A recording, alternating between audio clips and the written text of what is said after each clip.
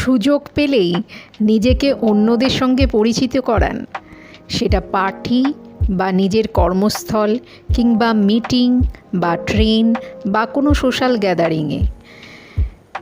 লোকে আপনাকে তখনই সমর্থন করবে যখন আপনি তাদের পছন্দের লোক হবেন। আপনার সাফল্য অন্যদের সমর্থনের উপরেই নির্ভরশীল। ভাবছেন এই সমর্থন আপনি কিভাবে হাসিল করবেন? এ ব্যাপারে প্রাক্তন মার্কিন প্রেসিডেন্ট লিন্ডন জনসনের একটি ফর্মুলা আছে। নাম্বার 1, লোকের নাম মনে রাখুন, বিশেষ করে যাদের সমর্থন আপনি হাসিল করতে চান। নাম ধরে ডাকলে তারা বুঝবে যে আপনি তাদের গুরুত্ব দিচ্ছেন। নাম্বার 2, মানুষের সঙ্গে অমায়িক বন্ধুর মতন ব্যবহার করুন। আপনার সঙ্গে কথা বলতে কেউ যেন আনকমফোর্টেবল ফিল না করে।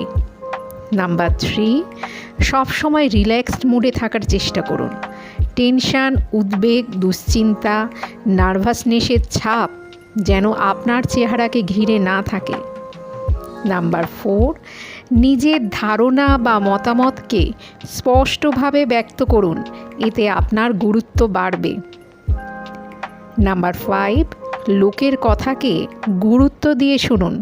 মতামত দিন যাতে লোকে বুঝতে পারে আপনার সঙ্গে দুটো কথা বলেও লাভ আছে।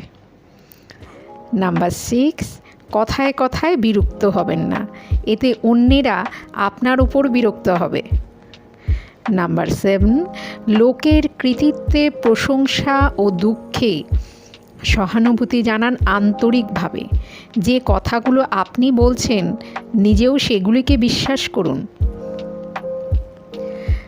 নাম্বার 8, পারলে নিজের ক্ষমতার বাইরে গিয়েও মানুষকে সাহায্য করুন।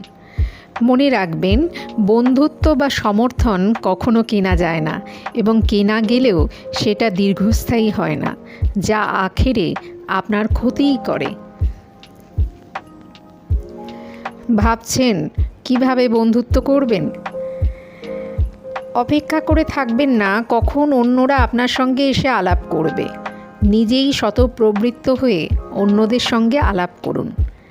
অন্যদের নাম ঠিকঠাক উচ্চারণ করুন ও লিখুন। প্রথম আলাপেই তার ঠিকানা ও ফোন নাম্বার নিয়ে নিন।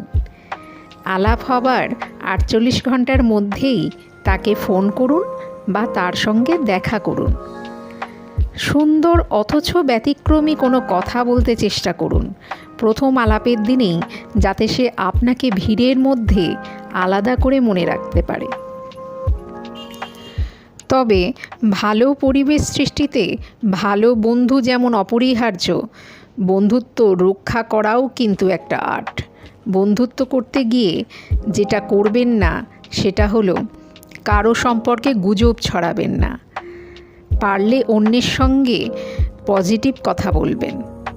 স্ক্যান্ডাল শুনবেন না, এড়িয়ে যাবেন।